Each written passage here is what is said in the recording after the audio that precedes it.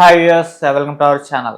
వారణాసి సినిమాకి నెట్ఫ్లిక్స్ వాళ్ళు ఒక భారీ డీల్ ప్రకటించడం జరిగింది. ఏకంగా 650 కోట్లు అని చెప్పేసి ప్రచారంలో ఉంది. అయితే దీన్ని మూవీ టీం వాళ్ళైతే సున్నితంగా తిరస్కరించారని చెప్పేసి వార్తలు వస్తున్నాయి. సో ఇది ఇప్పుడు చర్చనీయాంశంగా మారిపోయింది. అంత భారీ ఆఫర్ ఇస్తే ఎందుకు తిరస్కరించారని చెప్పేసి ఇప్పుడు దీనిపైన డిస్కస్ చేయడానికి ప్రజెంట్ మనతో పాటు సీనియర్ జర్నలిస్ట్ దుర్గా వర్లమణి గారు ఉన్నారు. వారిని అడిగి తెలుసుకునే ప్రయత్నం చేద్దాం. నమస్కారం మేడం. నమస్తే అండి మేడం. కల్కి సినిమాకే 370, అదే హైయెస్ట్ ఇండియాలో. సో ఈ స్థాయిలో ఇంకా ఓటీటీలో దేనికి కాలేదు. అటువంటిది ఇప్పుడు దాన్ని మించి డబుల్ 650 కోట్ల ఆఫర్ వచ్చింది మన వారణాసి సినిమాకి అని చెప్పేసి వార్త వైరల్ అవుతుంది. సో దాన్ని కూడా మూవీ టీం వాళ్ళు తిరస్కరించారని చెప్పేసి చెప్పడం అనేది ఇప్పుడు హాట్ టాపిక్ గా మారిపోయింది. అసలు ఇంత ఆఫర్ వచ్చిందా, మరి ఎందుకు తిరస్కరించినట్టు, దీనిపైన మీ ఒపీనియన్ ఏంటి మేడం? ఇప్పుడు తెలుగు సినిమా తీసుకుంటే ఈ రోజు వారణాసి అనేది ఒక హైయెస్ట్, ఇవాళ వారణాసి తీసుకుంటే ఒక భారీ బడ్జెట్ సినిమా అండి. 1200 కోట్లతోటి సినిమా తెరకెక్కుతుంది. ఈ నేపథ్యంలో కాంట్రవర్సీ కూడా క్రియేట్ అయింది. అంటే అది రెండు రకాలుగా తీసుకోవచ్చు. ఒకటి ఫ్రస్ట్రేషన్ తో మాట్లాడారా, కాంట్రవర్సీ క్రియేట్ చేయడానికి మాట్లాడారా, దాని మీద చాలా డిస్కషన్ జరిగింది. ఇంతవరకు ఆయన స్పందించలేదు. ఈలోగా ఐబొమ్మ రవి రావడం ఇష్యూ, దాని మీద అయితే వీళ్ళందరూ మాట్లాడటం జరిగింది. సజ్జనార్ పక్కన కూర్చోపెట్టుకుని మాట్లాడారని దాని మీద కాంట్రవర్సీ అయింది. ఇవన్నీ అయిపోయినప్పటికీ కూడా అంటే వారణాసి కథాబలం ఉంది. వారణాసిలో అన్ని అంశాలు ఆయన అంటే టచ్ చేశారు కాబట్టి, ఒక రామాయణం కావచ్చు, మరొకటి కావచ్చు.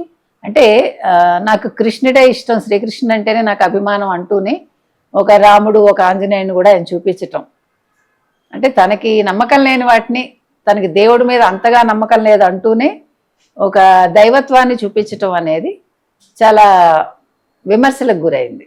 ఓకే, అందులో వారణాసి అనే టైటిల్ పెట్టడం అన్ని రకాలుగా కూడా ఈ సినిమా అయితే ఒక హైప్ అయితే క్రియేట్ చేసింది.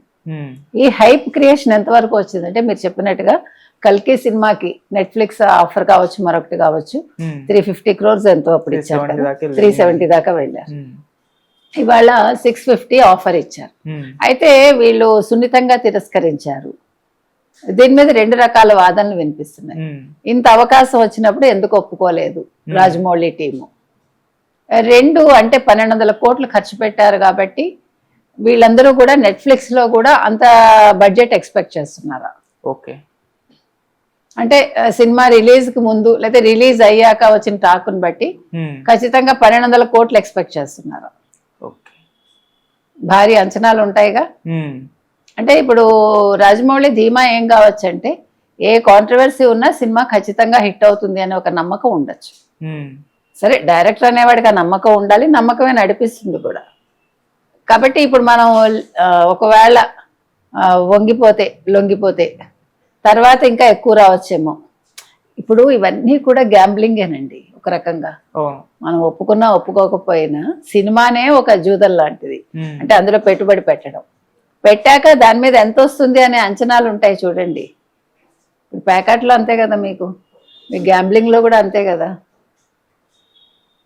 సో ఆ రకంగా నేను అనేది. ఓకే, సో అందుకని ఆయన ఆలోచించుకుని ఉండొచ్చు. మనం అప్పుడైతే మనకి ఇంకా హైప్ క్రియేట్ అవుతుంది, మనం పెట్టిన పెట్టుబడి నెట్ఫ్లిక్స్ లో వచ్చేస్తుంది అనుకోవచ్చు. అంటే దీన్ని బట్టి ఇంక మీదట సినిమా ఇండస్ట్రీ రెండు రకాలుగా ఆదాయాన్ని ఆర్జించడానికి చూస్తుంది.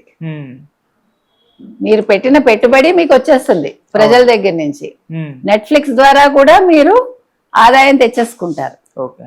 సో డబుల్ బొనాన్జా లాగా. అంటే ఒక సినిమా తీసే వ్యక్తి ఓన్లీ వ్యాపారం తప్ప ఇంకేమీ ఆలోచించట్లేదా?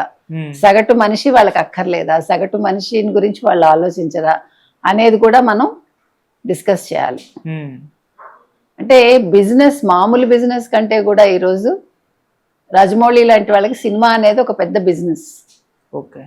ఫ్యామిలీ అన్నట్టుగా ఉప్మా తినేసి బతికారని ఫ్యామిలీ సినిమా మీదే ఉంది కదా. ఈరోజు వన్ ఆఫ్ ద ప్రొడ్యూసర్స్ వాళ్ళ కొడుకే కదా, కార్తికేయ కదా. అంటే ఇక్కడ ప్రొడ్యూసర్ గా వాళ్ళే, డైరెక్టర్ గా వాళ్ళే, అన్ని రంగాల్లోనూ కాస్ట్యూమ్స్ కావచ్చు, మరొకటి కావచ్చు వాళ్ళే, సంగీతం వాళ్ళే. అంటే ప్రజలు ఆమోదించారు కాబట్టి జరుగుతాయి, అది వేరే విషయం. ప్లస్ అందరికీ కూడా అలాంటి అవకాశం రాకపోవచ్చు. దానికి చాలా రీజన్స్ ఉంటాయి, ఇప్పుడు మనం మాట్లాడటం అనవసరం. ఎందుకంటే పొటెన్షియాలిటీ లేని వాళ్ళు ఉన్నారంటూ ఉంటారు, కానీ వాళ్ళకి అదృష్టం ఉండదు నా దృష్టిలో.